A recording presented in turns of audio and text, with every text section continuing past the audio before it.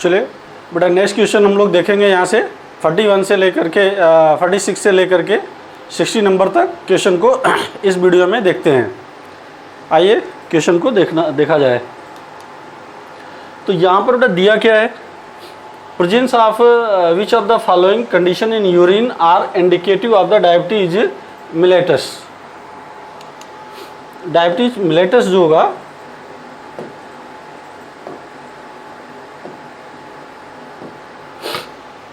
Diabetes mellitus indicative of the diabetes mellitus. Diabetes mellitus का मतलब क्या हो गया, यूरिन के साथ क्या पास होगा, शुगर पास होगा। अगर यूरिन के साथ शुगर पास होगा तो ये दो कंडीशन में हो सकता है, या तो वो स्टार्वेशन कंडीशन में होगा। जब वो स्टार्वेशन कंडीशन में होता है, स्टार्वेशन का मतलब समझ रहे हो ना, वो लंबे समय तक अगर भूखा रहेगा तो कीटोन बॉडी बनने लगती है, और कीटोन बॉडी टूट टूट करके बनने लगती है, जिसको हम लोग क्या बोलते हैं, और वो यूरिन के साथ पास होता है। जब वो यूरिन के साथ पास होता है तो उसको बोलते हैं कीटोन्यूरिया एंड ग्लाइकोस्यूरिया। ग्लाइकोस्यूरिया का मतलब क्या हो गया, यूरिन के साथ शुगर पास होना। अगर यूरिन के साथ शुगर पास होगा तो ये इंडिकेट करता है किसको, डायबिटीज मिलेटस को। यूरेमिया में क्या होता है, यूरेमिया का मतलब होता है ब्लड में यूरिया का लेवल इंक्रीज कर जाए। मतलब जैसे normal level of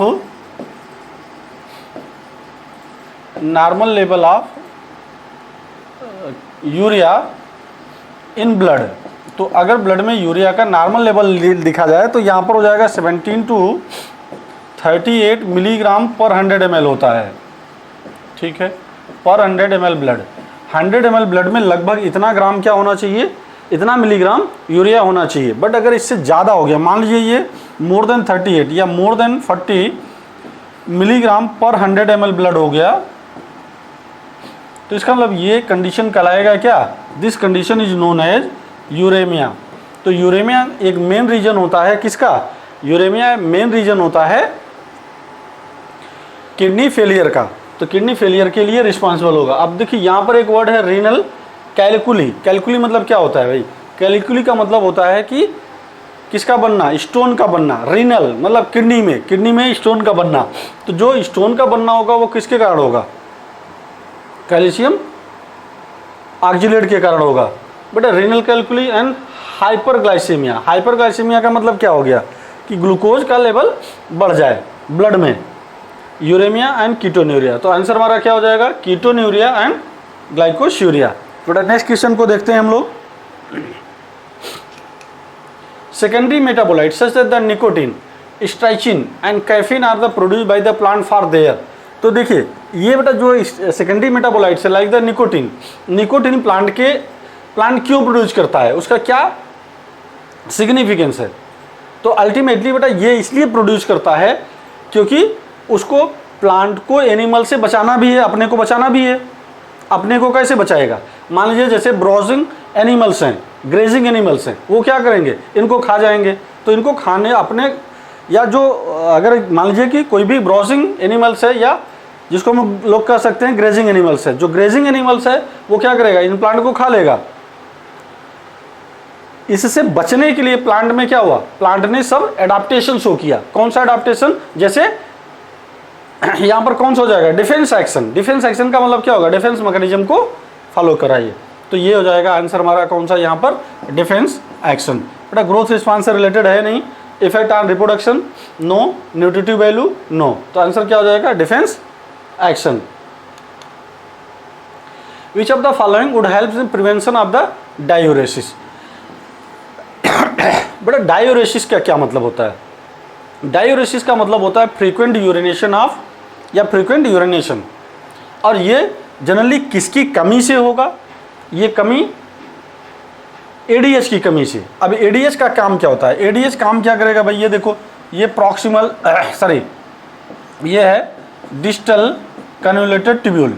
distal convoluted tubule पर कौन काम करेगा, एंजाइम, कौन सा हार्मोन, एडीएच। एडीएच को क्या बोलते हैं, एंटी डायरेटिक हार्मोन। तो जो एंटी डायरेटिक हार्मोन होगा यहाँ से क्या करेगा, ये वाटर का एब्जॉर्प्शन कराएगा। वाटर एंड क्या हो जाएगा, वाटर का रीएब्जॉर्प्शन कराएगा। रीएब्जॉर्प्शन का मतलब ये कहाँ चला जाएगा, ये रीनल ट्यूब्यूल से निकल करके बेटा कहाँ पे जाएगा, ये ब्लड में जाएगा। एडीएच ने क्या काम किया, एडीएच ये केवल वाटर का रीअब्जॉर्प्शन कराता है। बट हम दूसरा बेटा देखते हैं यहाँ पर और कौन काम करेगा, एल्डोस्टेरॉन हार्मोन। एल्डोस्टेरॉन क्या करेगा, ये डीसीटी पर काम करेगा। वाटर के साथ साथ यहाँ पर किसका रीअब्जॉर्प्शन होगा, सोडियम का रीअब्जॉर्प्शन होगा। अल्टीमेटली ये क्या होगा, यहाँ से अगर वाटर क्या किया, वाटर यहाँ से बाहर आ गया, अब यही कहाँ जाना है, कलेक्टिंग ट्यूब्यूल में जाना है, फिर इसके बाद यही आउटसाइड जाना है। तो इसका मतलब कि वाटर बाहर आ गया, यूरिन कंसंट्रेट हो गया, यूरिन क्या हो गया, कंसंट्रेट हो गया। अगर यही क्या होता, एडीएच की कमी होती, क्या एल्डोस्टेरॉन की कमी होती, तो वो क्या करता, वाटर का रीअब्जॉर्प्शन प्रॉपर ना हो पाता। जब वाटर का रीअब्जॉर्प्शन नहीं होगा तो यूरिन में जाएगा, तो यूरिन फ्रीक्वेंट यूरिनेशन होगा, जिसको हम लोग क्या बोलते हैं, डायरेसिस। तो रोकने के लिए यहाँ पर क्या चाहिए, reabsorption of sodium and water from the renal tubule due to the aldosterone. तो वाटर देखो, वाटर अगर इकलौता होगा तो आपको एडीएच लगाना है। वाटर देखो, और जब भी सोडियम पास होगा, सोडियम जब भी पास होगा, 100% याद रखिएगा, सोडियम जब भी पास होगा इसके साथ वाटर जरूर पास होगा। तो इसका मतलब क्या हो जाएगा, ये पहला आंसर। ये क्या है भाई, atrial natriuretic factor. Atrial nitric factor का मतलब क्या हो गया, ANF। Causes vasoconstriction, no, ये वैसो कंस्ट्रिक्शन का मतलब क्या होता है, ब्लड वेसल्स को कंस्ट्रिक्ट करना नहीं, ये ब्लड वेसल्स को क्या करेंगे, डायलेट करेंगे। ब्लड वेसल्स को डायलेट करते हैं। यहाँ पर जो वैसो कंस्ट्रिक्शन है ना, यहाँ पर क्या लिखा होना चाहिए, वैसो डायलेटर लिखा होना चाहिए। डायलेटर का मतलब क्या हो गया, ब्लड वेसल्स को डायलेट कर देगा। डायलेट मतलब वाइडन कर देगा, फैला देगा, जिसके कारण बीपी क्या हो जाएगा, घट जाएगा। इसका मतलब कि ANF बीपी को क्या करेगा, घटाएगा। Decrease in secretion of renin by the, नहीं बेटा ये इंक्रीज कर जाएगा secretion. More water reabsorption due to under secretion of, no, यहाँ पर अंडर नहीं होना चाहिए, मोर सिक्रीशन होना चाहिए था एडीएच। इसका मतलब ये भी ऑप्शन गलत हो गया, ये भी गलत हो गया और ये भी गलत हो गया। तो आंसर कौन सा हो जाएगा, reabsorption of sodium and water. चलिए नेक्स्ट क्वेश्चन देखते हैं। Select the correct match. ये फिनाइल कीटोन्यूरिया। फिनाइल कीटोन्यूरिया में क्या होता है भाई, ये एक टाइप का ऑटोसोमल डिसऑर्डर है, बट ऑटोसोमल रिसेसिव डिजीज है, मेटाबॉलिक इनबॉर्न डिजीज है ये। यहाँ पर जो डोमिनेंट लिखा है, यहाँ पर क्या होना चाहिए, रिसेसिव। अगर रिसेसिव होता तो ये क्या हो जाता, सही हो जाता, बट ये पहला ऑप्शन क्या हो गया, इनकरेक्ट, क्योंकि हमसे पूछ क्या रहा है, ये करेक्ट पूछ रहा है। ये sickle cell anaemia autosomal recessive trait है और इसका जो क्रोमोसोम है वो किस पर है, 11 नंबर पर है। ये ब्लड बॉर्न, ये भी ब्लड से रिलेटेड डिसऑर्डर है ये। तो आंसर ये सही है अभी तक। थैलेसीमिया भी ऑटोसोमल रिसेसिव डिसऑर्डर है। देखो यहाँ पर क्या है, थैलेसीमिया भी ऑटोसोमल रिसेसिव डिसऑर्डर है। इसका जो क्रोमोसोम होगा वो 11 के साथ साथ 16 वाला भी होगा। तो थैलेसीमिया, इसका मतलब ये आंसर हमारा क्या हो गया, कट गया। Haemophilia Y linked, no, haemophilia क्या होगा, एक्स लिंक्ड होगा। कैसा होगा, एक्स लिंक्ड होगा या सेक्स लिंक्ड बोल सकते हैं हम लोग। तो हीमोफीलिया ये वाई लिंक्ड नहीं होगा। तो हमारे पास आंसर जो बचा वो कौन सा हो जाएगा, सेकंड। क्यों, क्योंकि सिकल सेल एनीमिया कैसा होता है, ऑटोसोमल रिसेसिव ट्रेट होता है। चलिए नेक्स्ट क्वेश्चन को देखा जाए। विच of the following not an attribute of the population. Population के लिए बेटा 3 एट्रीब्यूट का होना जरूरी है, 4 एट्रीब्यूट का होना जरूरी है। नेटिलिटी मतलब birth rate, mortality birth rate, sex ratio natality by mortality into 100 कर लेंगे। बट इमिग्रेशन और इमाइग्रेशन ये दोनों होते हैं, बट ऑप्शन में कौन सा है, स्पीशीज इंटरैक्शन। स्पीशीज इंटरैक्शन क्या नहीं है, पॉपुलेशन का एट्रीब्यूट नहीं है। तो ये क्लियर हो गया हमारा। नेक्स्ट क्वेश्चन बेटा, विच of the following statement about inclusion bodies is incorrect. सबसे पहले आपको ये बताना पड़ेगा कि जो इंक्लूजन बॉडी होता है ये क्या होता है। इंक्लूजन बॉडी का मतलब होता है reserve food material. Inclusion body का मतलब होता है रिजर्व फूड मटेरियल, और जो रिजर्व फूड मटेरियल होता है ये मेम्ब्रेनलेस होता है, साइटोप्लाज्म में फ्रीली प्रेजेंट होता है। ठीक है, आइए मैच कराते हैं। तो ये these are involve in ingestion of food particle, no, क्योंकि बेटा आपसे स्टेटमेंट क्या पूछ रहा है, करेक्ट कि इनकरेक्ट, इनकरेक्ट, तो ये आंसर इनकरेक्ट हो गया। They lies free the cytoplasm, ये स्टेटमेंट सही है। These represent reserve food material in cytoplasm, ये भी स्टेटमेंट सही है। They are not bounded by any membrane, ये भी स्टेटमेंट क्या है, सही है। मतलब हम लोग ऐसे बोल सकते हैं, जो हमारा इंक्लूजन बॉडी है इसको हम लोग बोलते हैं रिजर्व फूड मटेरियल। ये मेम्ब्रेन लेस होता है, कैसा होता है, मेम्ब्रेन लेस हो जाएगा। इसके साथ साथ कहाँ प्रेजेंट होगा, साइटोप्लाज्म में ये प्रेजेंट होता है। तो आंसर बेटा आपको क्लियर हो चुका होगा, ये not involve in ingestion of the food particle. तो नेक्स्ट क्वेश्चन बेटा देखिए, transfer section of the plant shows following anatomical feature. चलो भाई देखते हैं। Large number of scattered vascular bundle, बेटा ये सबसे जरूरी है यहाँ पर। स्कैटर्ड वास्कुलर बंडल करने का मतलब हो गया मोनोकाट का स्टेम, ठीक, आंसर भी मैच करा लेंगे। मोनोकाट का स्टेम, अब मोनोकाट का जो स्टेम है वो सराउंडेड किसके द्वारा होता है, ये बंडल शीथ के द्वारा, ये सही है। इसमें जो पैरेन्काइमेटस ग्राउंड टिश्यू होता है बड़ा होता है, पैरेन्काइमेटस होता है, ये भी स्टेटमेंट सही है। Vascular bundle conjoint and closed, ये सही है। फ्लोएम पैरेन्काइमा नहीं पाया जाता, ये भी सही है। मतलब पहला भी सही है, दूसरा, और ये किसके लिए बोल रहा है, तो मैंने पहले ही बता दिया किसके लिए होगा, मोनोकार्टिलेडनस स्टेम के लिए। देखो फिर से समझ लो, मोनोकाट का जो स्टेम होता है इसमें वास्कुलर बंडल स्कैटर्ड होता है और दूसरा क्लोज्ड होता है, फ्लोएम पैरेन्काइमा नहीं पाया जाता है। ये बहुत पिक्यूलियर पॉइंट हैं और इन्हीं पॉइंट्स को इन्होंने आइडेंटिफाई कर रखा है। Next question, in relation to gross primary productivity, gross primary productivity का मतलब जितना भी बड़ा टोटल बन सके, एंड नेट प्राइमरी प्रोडक्टिविटी मतलब ग्रास प्राइमरी प्रोडक्टिविटी में रेस्पिरेशन का जो लॉस हो जाएगा उसके बाद जो बचेगा वो नेट प्राइमरी प्रोडक्टिविटी होगा। विच of the following statement is correct, grass primary productivity हमेशा बेटा क्या होगा, ज़्यादा होगा, किसके कंपैरिजन में, नेट प्राइमरी प्रोडक्टिविटी। ऐसा देखो, ऐसा इसलिए होता है GPP minus respiration equal to बेटा क्या हो जाएगा, एनपीपी, नेट प्राइमरी प्रोडक्टिविटी। तो यहाँ पर रिस्पिरेटरी लॉस हो रहा है, जब लॉस होगा तो ये क्या हो जाएगा, ये ज़्यादा हो जाएगा, मतलब कि GPP is more than NPP, ये ऑलवेज कंडीशन है। देखिए अगला, gross primary productivity and net primary productivity are one and same. बेटा ये ऐसा कैसे हो सकता है, रेस्पिरेशन किसी भी ऑर्गेनिज्म में होगा ही होगा, चाहे प्लांट हो, एनिमल्स हो, माइक्रोब्स होंगे। There is no relation between gross primary productivity and net primary productivity, मतलब ये आंसर भी गलत है, ये भी है। Gross primary productivity is always less than, यहाँ पर बेटा क्या आंसर, यहाँ पर ये गलत हो गया, ऑलवेज लेस देन नहीं है, ये लेस देन नहीं होना चाहिए, क्या होना चाहिए, मोर देन प्राइमरी प्रोडक्टिविटी। तो ये भी आंसर क्या हो गया, कट गया। तो चलो नेक्स्ट क्वेश्चन को देखते हैं। Water hyacinth and water lily pollination takes place by, इसके लिए बेटा एक छोटा सा स्टेटमेंट है, इसको आप याद रख लो। WWE का मतलब क्या हो गया, वाटर हाइसियंथ, वाटर लिली, इसमें ये किसके द्वारा पॉलिनेट होगा, इंसेक्ट के द्वारा, एंटीमोफिली होता है। तो आंसर क्या हो जाएगा हमारा, इंसेक्ट या विंड के द्वारा ये पॉलिनेट होगा। चलिए,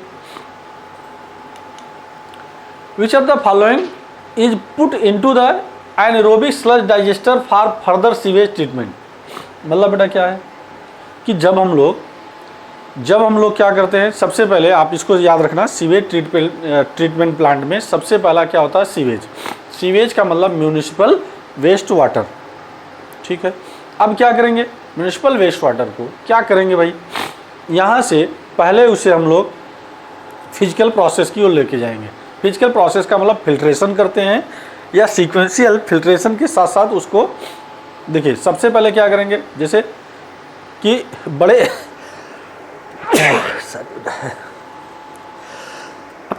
शुरू हो गया, सीक्वेंशियल फिल्ट्रेशन करते हैं, फिल्ट्रेशन के साथ साथ जो फ्लोटिंग डेब्रिस है उसे रिमूव कर लेते हैं, ठीक।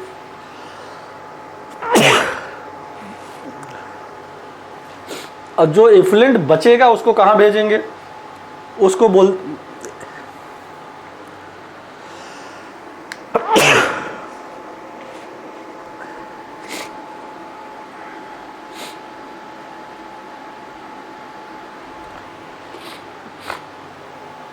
उसको हम लोग बोलते भेजते हैं एरेशन टैंक में। एरेशन टैंक के बाद जो बनेगा उसको बोलते हैं एक्टिवेटेड प्राइमरी स्लज या एक्टिवेटेड स्लज बोलते हैं। ये स्लज क्या हो जाएगा, ये फिर इसको एक्टिवेटेड स्लज को कहाँ लेके जाएंगे, एरोबिक स्लज डाइजेस्टर में लेके जाएंगे। इसका आंसर कौन सा हो जाएगा, थर्ड हो जाएगा। The process responsible for facilitating loss of water in liquid from the tips of the grasses at night and in early morning. तो इसके लिए कौन रिस्पॉन्सिबल होता है, गटेशन। और गटेशन किसके कारण होगा, रूट प्रेशर के कारण। रूट प्रेशर एक टाइप का पॉजिटिव प्रेशर है। रूट प्रेशर कैसा प्रेशर होगा, पॉजिटिव प्रेशर होगा।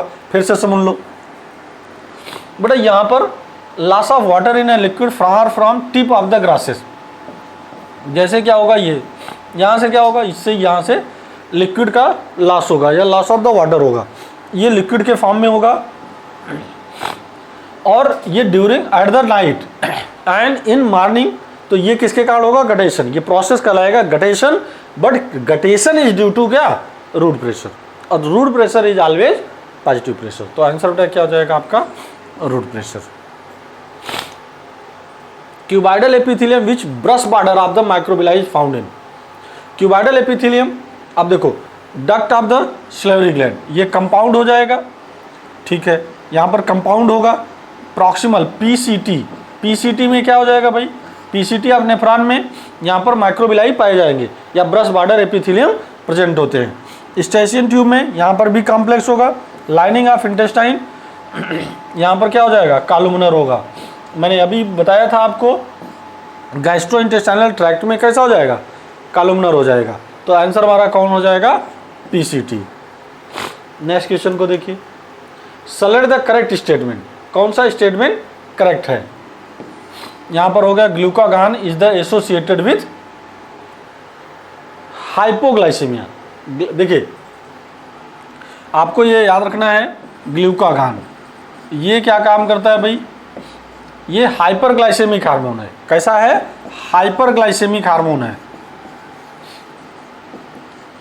हाइपरग्लाइसेमिक का क्या मीनिंग है भैया, हाइपरग्लाइसेमिक का मतलब होता है ब्लड में ग्लूकोज का लेवल बढ़ा देगा। ग्लूकागॉन क्या करेगा, ब्लड में ग्लूकोज का लेवल बढ़ा देगा। अगर ऐसा है तो आंसर क्या हो जाएगा, ये कट गया। क्यों, क्योंकि यहाँ पर कौन सा वर्ड है, हाइपो, तो होना क्या चाहिए, हाइपर, इसलिए क्या है, ये आंसर कट गया।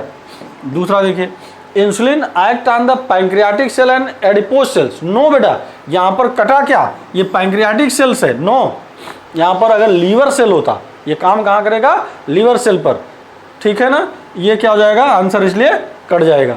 Insulin is associated with hyperglycaemia. No, क्योंकि ग्लूकागॉन एंड क्या, इंसुलिन एक दूसरे के क्या होते हैं, एंटागोनिस्ट होते हैं। एंटागोनिस्ट का मतलब समझ पा रहे हैं ना, ये एंटागोनिस्ट का मतलब होता है अपोजिट होते हैं। अगर ये हाइपर है तो ये कैसा हो जाएगा, हाइपो हो जाएगा, हाइपोग्लाइसीमिक। इसका मतलब ये स्टेटमेंट भी हमारा इनकरेक्ट हो गया। Glucocorticoid stimulate the gluconeogenesis. Glucocorticoid क्या काम करेगा, ग्लूकोज का नया मॉलिक्यूल बनाएगा। ये सही स्टेटमेंट है। ग्लूकोज का देखो, ग्लूको मीन्स क्या हो गया, ग्लूकोज, नियो मीन्स नया, जेनेसिस मतलब क्या, बनाना।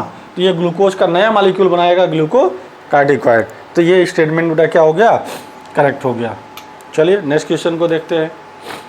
Which one of the following not an inhibitory substance governing seed dormancy. जो सीड डॉर्मेंसी को प्रमोट करते होंगे, ठीक है, तो वो तीन है। कौन कौन, abscisic acid, phenolic acid, para ascorbic acid. ये सीड डॉर्मेंसी को क्या करते हैं भैया, प्रमोट करेंगे। ये प्रमोट करेगा सीड डॉर्मेंसी। ये डॉर्मेंसी का मतलब समझ रहे हैं ना, ये इनएक्टिवेशन पीरियड को काज कराएगा। लेकिन जिब्रेलिन क्या काम करता है, जिब्रेलिक एसिड सीड डॉर्मेंसी को इनहिबिट करेगा। तो ये आंसर, ये सीड डॉर्मेंसी को या सीड जर्मिनेशन को प्रमोट करेगा। Breaking of the seed dormancy या प्रमोट द सीड जर्मिनेशन। तो आंसर कौन सा हो जाएगा? फोर्थ हो जाएगा। Next question, according to Robert May the global species diversity is about. बेटा ये डायरेक्ट आंसर है, इसका क्या हो जाएगा? ये 7 मिलियन। 7 मिलियन क्या है? इनके अनुसार जो ग्लोबल स्पीशीज डाइवर्सिटी है वो कितना है? इतना हो। तो बेटा नेक्स्ट क्वेश्चन को हम लोग कैरी करते हैं। यहाँ से कौन सा है ये देखिए, ये इकोलॉजी का क्वेश्चन है, ट्रॉपिक लेवल को बेटा रिप्रेजेंट कर रहा है ये।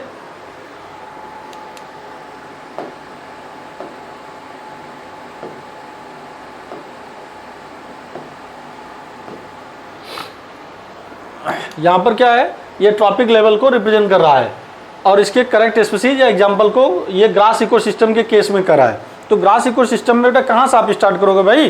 ग्रास इकोसिस्टम ग्रास से स्टार्ट होगा।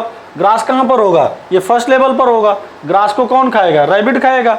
रैबिट किस लेवल पे आएगा? सेकंड लेवल पे आएगा। फिर उसको यहाँ से क्या हो जाएगा? देखो सेकंड हो गया। सेकंड का मतलब बेटा क्या हो जाएगा? जब हम लोग फोर्थ लेवल पर देखेंगे, फोर्थ लेवल पर क्या आ जाएगा? वल्चर आ जाएगा। सबसे ऊपर क्या आ जाएगा? वल्चर आ जाएगा। तो ये हो जाएगा। तो यहाँ पर देखो ग्रास लैंड में सबसे पहले ग्रास आएगा, ग्रास पर रैबिट आएगा, रैबिट को कौन खाएगा? क्रो, क्रो को कौन खाएगा? वल्चर। तो अल्टीमेटली बेटा क्या ऑप्शन हो जाएगा?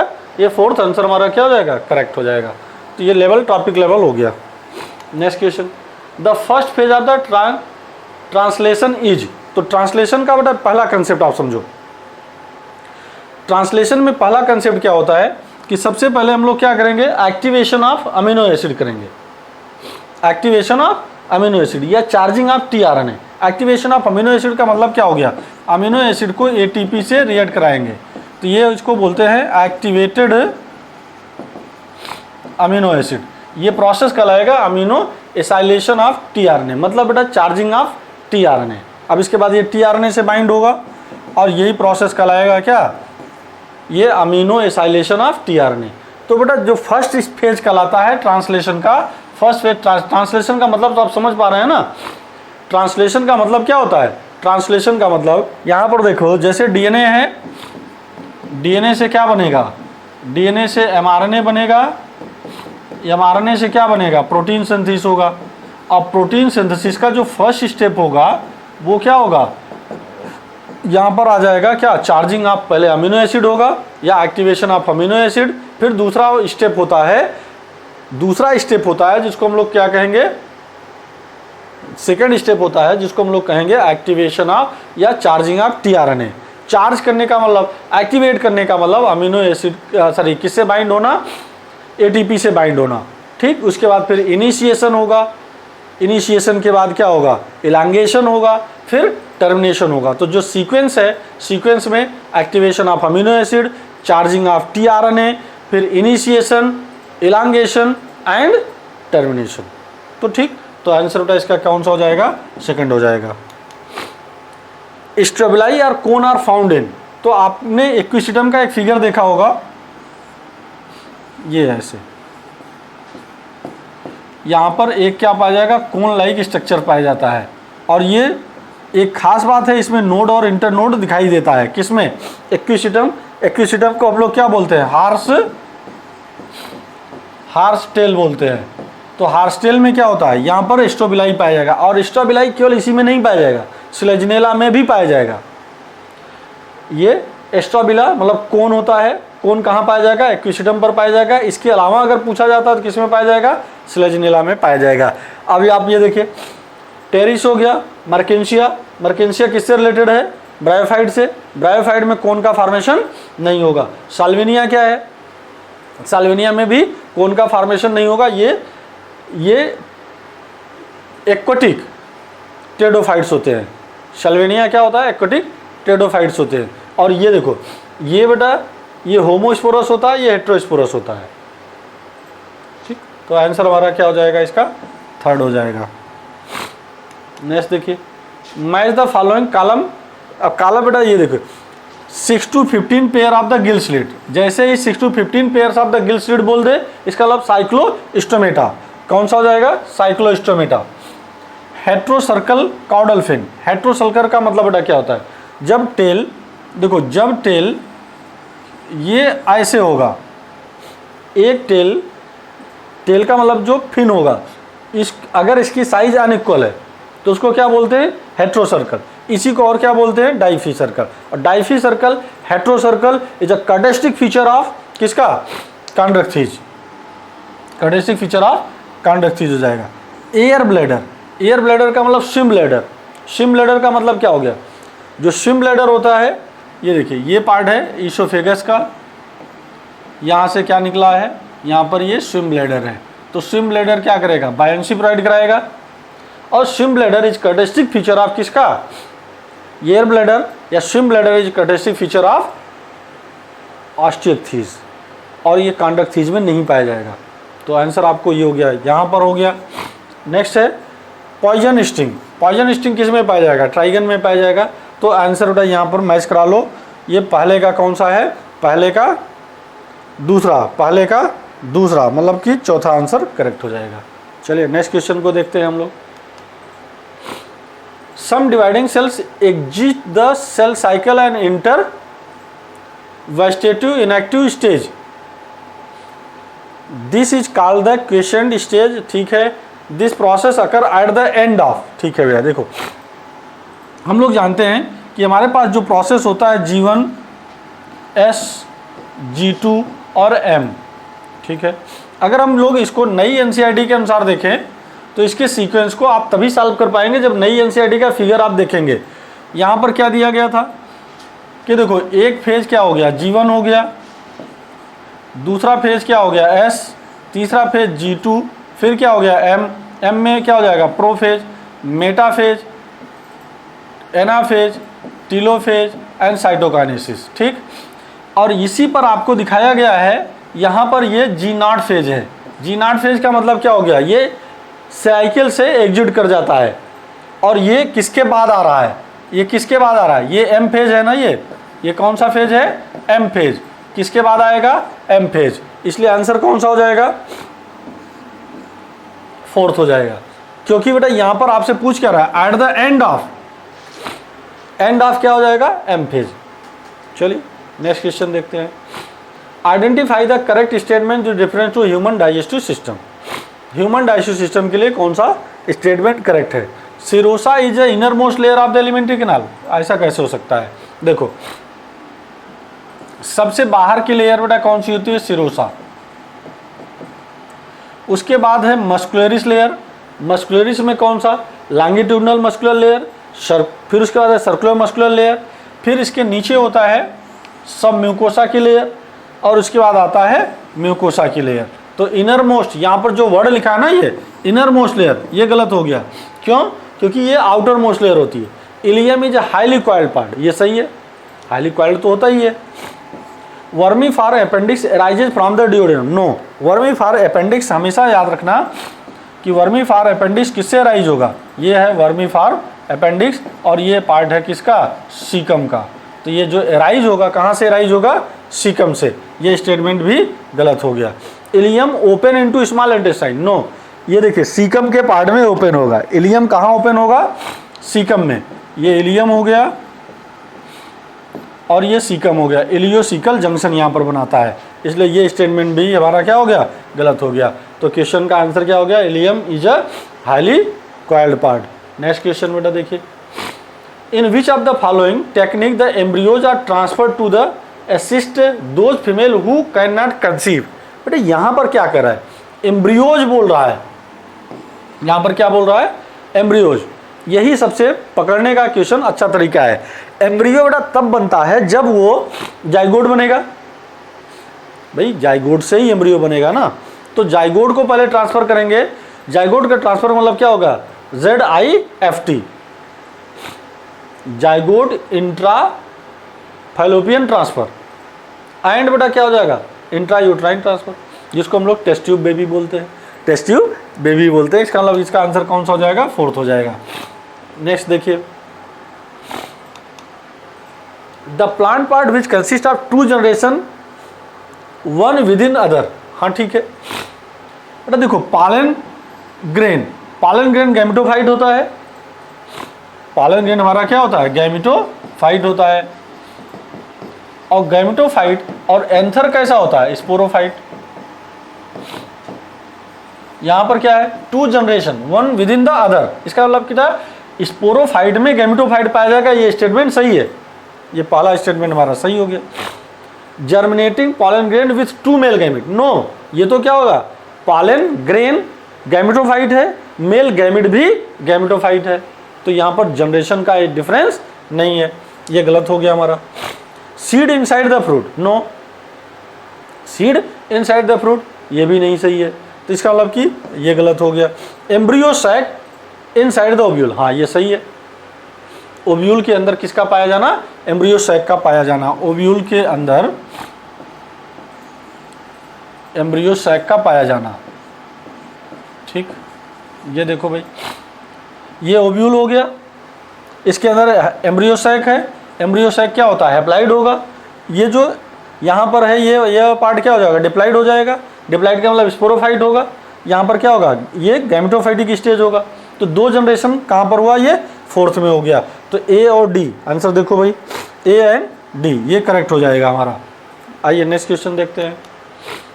Dissolution of synaptonemal complex, but आप जाइगोट इन स्टेज में क्या होता है, जाइगोट इन स्टेज में क्या होता है भाई, सिनेप्सिस होता है, सिनेप्सिस किसके बीच में होता है, होमोलॉगस क्रोमोसोम, तो यहाँ पर क्या होता है, ये सिनेप्टोनिमल कॉम्प्लेक्स बनता है, और सिनेप्टोनिमल कॉम्प्लेक्स बनने का मतलब कौन सी प्रोसेस कहलाएगा, ये सिनेप्सिस कहलाएगा।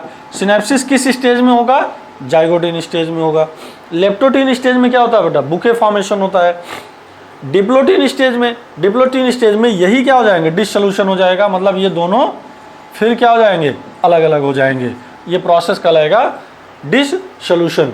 और डिसोल्यूशन का मतलब क्या हो गया, डिप्लोटिन स्टेज, मैंने अभी बताया था कि डिप्लोटिन स्टेज का मतलब क्या हो जाएगा, किसके अपोजिट, जाइगोटिन के अपोजिट हो जाएगा, इसमें क्रॉसिंग ओवर होगा, ये तो पता ही है। लेप्टोटिन में क्या हो जाएगा, जो क्रोमोसोम का अरेंजमेंट होगा वो बुके लाइक अरेंजमेंट होगा, ठीक है। आइए नेक्स्ट क्वेश्चन देखते हैं, या ये आंसर ये हो जाएगा इसका, और सॉरी इसका आंसर हो जाएगा डिप्लोटिन। नेक्स्ट क्वेश्चन बेटा, match the column organ of Corti, cochlea, Eustachian tube and stapes, ये सब ईयर के पार्ट हैं, किसके पार्ट हैं, ईयर के पार्ट हैं। तो हमको ये बताना था, ये देखिए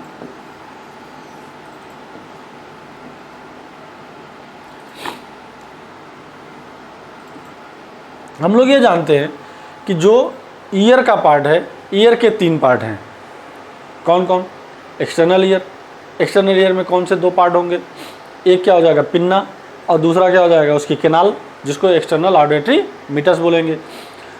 दूसरा क्या होता है मिडिल ईयर में ईयर ऑस्कल वगैरह पाया जाएगा। ईयर ऑस्कल का मतलब बेटा क्या, ईयर ऑस्कल का मतलब मैलियस, इंकस एंड स्टेप्स होती हैं, सही है ये। उसके बाद क्या आता है कॉक्लिया का मतलब मेम्ब्रेनस लैब्रिंथ या इंटरनल ईयर आता है। इंटरनल ईयर को हम लोग क्या कहेंगे, मेम्ब्रेनस लैब्रिंथ बोलते हैं।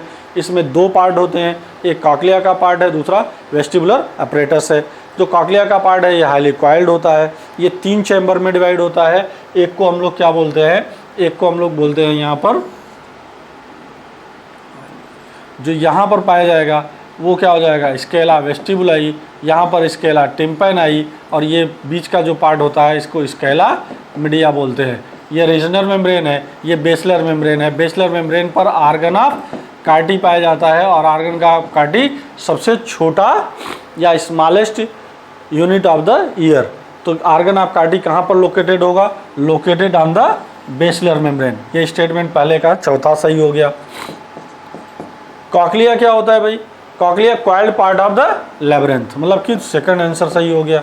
स्ट्रेचियन ट्यूब क्या करता है भाई, मिडिल ईयर को फायरिंग से कनेक्ट करता है। किसको, मिडिल ईयर को क्या करेगा, फायरिंग से कनेक्ट करेगा।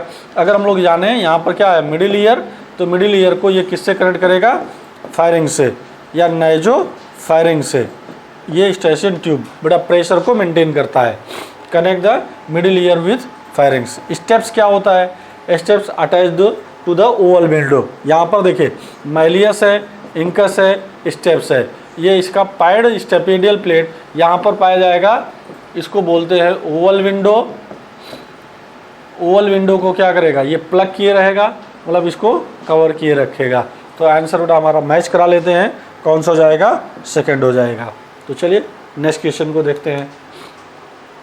Ovary is the half inferior, half inferior ovary के लिए प्लम, पीच, रोज। मस्टर्ड में सुपीरियर ओवरी। सनफ्लावर में दो केस होता है, रे फ्लोरेट और डिसफ्लोरेट। रे फ्लोरेट क्या होता है, इन्फीरियर ओवरी होता है। देखो मस्टर्ड में क्या हो जाएगा, सुपीरियर ओवरी, और ब्रिंजल में भी क्या होगा, superior ovary. Plum, peach and rose, इसमें क्या हो जाएगा, इन्फीरियर ओवरी। सनफ्लावर में रे फ्लोरेट क्या हो जाएगा, यहां पर भी क्या हो जाएगा। तो ये आंसर हमें देखना था, तो आंसर इसका क्या हो जाएगा, प्लम हो जाएगा। Identify the basic amino acid from the following. अब देखो अमीनो एसिड पूछ रहा है, कौन सा बेसिक अमीनो एसिड है। यहाँ पर क्या हो जाएगा, ग्लूटामिक एसिड और एस्पार्टिक एसिड। नाम में ही एसिड लिखा है तो भाई ये एसिडिक हो जाएगा, नाम में ही एसिड लिखा है एसिडिक हो जाएगा। अब देखो यहाँ पर क्या है, लाइसिन है, तो लाइसिन में आप एक चीज़ याद रखो, अगर कभी भी कन्फ्यूजन हो तो लाभ याद कर लो। मतलब कि लाइसिन हो गया, आर्जिनिन हो गया, हिस्टिडीन हो गया। लाइसिन, आर्जिनिन, हिस्टिडीन ये बेसिक अमीनो एसिड होते हैं। क्या होते हैं, बेसिक अमीनो एसिड होते हैं। अब बचा बेटा क्या, वायलिन हमारे पास, टायरोसिन, ये दोनों न्यूट्रल है। न्यूट्रल में देखो ये न्यूट्रल है, जो टायरोसिन है ये भी न्यूट्रल है, but tyrosine aromatic amino acid है। कैसा amino acid, aromatic amino acid है। क्लियर, एरोमेटिक अमीनो एसिड हमारे पास तीन है, टायरोसिन, ट्रिप्टोफैन और फेनिल एलानिन। तो ये तीन, इसका मतलब हमारे पास जो आंसर है बेटा वो क्या हो जाएगा, सेकंड हो जाएगा। Match the following column and select option. चलिए बेटा, इस्नोफिल जिसको हम लोग एस्डोफिल्स बोलते हैं, ये WBC के टाइप हैं, WBC के टाइप हैं। इस्नोफिल क्या करता है, ये जो हिस्टामिन को बेटा रिलीज करता है, मतलब एंटी एलर्जिक होता है। अब हिस्टामिन क्या करेगा, एलर्जी काज करेगा, इन्फ्लामेटरी रिस्पांस काज कराता है, उसका अपोज करेगा। मतलब ये डिस्ट्रक्टिव एंजाइम, इसका मतलब कि ए का 3 होना चाहिए। बेसोफिल क्या करेगा भैया, बेसोफिल हिस्टामिन को रिलीज कराएगा, हिस्टामिन, सेरोटोनिन एंड हिपेरिन, ये कौन, बेसोफिल, इसका मतलब कि 4th हो जाएगा इसका। न्यूट्रोफिल क्या करता है, फाइगोसाइटोसिस का काम करेगा, मतलब कि स्कैवेंजर का काम करेगा। आप ऐसे बोल सकते हो, ये जो न्यूट्रोफिल है ये सबसे ज़्यादा पाया जाने वाला WBC का पार्ट है, मोस्ट अबेंडेंट है जिसको आप बोल सकते हो, और फाइगोसाइटोसिस नेचर को शो करता है। फाइगोसाइटोसिस को 2 अमीनो एसिड शो करते हैं, 2 ब्लड ग्रुप WBC शो करते हैं, एक हो गया न्यूट्रोफिल, दूसरा क्या होता है, मोनोसाइट। तो आंसर इसका सेकंड हुआ। चलो, लिम्फोसाइट किससे रिलेटेड है, इम्यून रिस्पांस से, मतलब पहला। तो आंसर यहाँ पर मैच करा लो, 3rd, 4th, 2nd, 1st, मतलब 4th आंसर करेक्ट हो जाएगा। चलिए बेटा नेक्स्ट क्वेश्चन हम लोग देखते हैं। Match the inhibitor of catalytic activities. Inhibitor of catalytic activities जैसे सक्सिनिक डिहाइड्रोजिनेज है, सक्सिनिक डिहाइड्रोजिनेज का इनहिबिटर कौन होता है, मैलोनेट। इसका मतलब पहले का मैलोनेट कहाँ पर है, ये मतलब पहले का सेकंड हम लोगों ने यहाँ पर देख लिया। Possesses peptide bond, peptide bond किस में पाया जाएगा, प्रोटीन में। अब प्रोटीन कहाँ पर है, कोलेजन प्रोटीन है, कोलेजन प्रोटीन में हो जाएगा। तो इसका मतलब कि ये चौथा हो गया। Cell wall material in fungi, fungi का जो सेल वॉल होता है किसका बना है, काइटिन का, और कुछ पॉलीसेकेराइड के हैं। तो इसका आंसर क्या हो जाएगा, 3rd हो जाएगा। सेकेंडरी मेटाबोलाइट्स जैसे क्या हो गया, रेसिन हो गया, बहुत से हैं सेकेंडरी मेटाबोलाइट्स, इसमें एक ऑप्शन कौन सा दिया है, रेसिन। तो आंसर बेटा हमारा कौन सा मैच करेगा, ये पहले का कौन हो जाएगा, पहले का सेकंड, मतलब ये आंसर करेक्ट हो जाएगा। चलिए नेक्स्ट क्वेश्चन को देखते हैं। Identify the correct statement with regarding to G1 phase. G1 phase का मतलब बेटा आपको याद रखना है G1S G2M, ये सीक्वेंस आपको याद रखना है। G1 फेज में ये मेटाबॉलिक एक्टिविटी या मेटाबॉलिकली बहुत ही एक्टिव होते हैं, बट इसमें DNA की सिंथेसिस नहीं होती है। DNA की सिंथेसिस नहीं होगी, बट RNA की सिंथेसिस यहीं पर होगी। DNA पॉलीमरेज यही होगा, बट DNA सिंथेसाइज नहीं होगा। यहाँ पर क्या होगा, यहाँ पर DNA का डुप्लीकेशन होगा और सेंट्रियोल का डुप्लीकेशन होगा। G2 में भी प्रोटीन की सिंथेसिस होगी, ठीक है ना। तो अभी यहाँ पर देखते हैं reorganisation of all cell component takes place. No, cell is the metabolically active, हाँ ये सही है। Grow but does not replicate its DNA, ये स्टेटमेंट एकदम करेक्ट है। न्यूक्लियर डिवीजन टेक्स प्लेस, यहाँ पर न्यूक्लियर डिवीजन नहीं होगा। ये किस फेज में होगा? जब हम लोग कह सकते हैं उसके लास्ट के पार्ट में जब टेलोफेज आएगा तब। डीएनए सिंथेसिस और रेप्लिकेशन टेक्स प्लेस, तो डीएनए सिंथेसिस या रेप्लिकेशन कहाँ पर होगा? एस फेज में होगा। तो ये स्टेटमेंट भी हमारा गलत हो गया, ये भी गलत हो गया, ये भी गलत हो गया। तो आंसर कौन सा हो गया? सेकंड हो गया।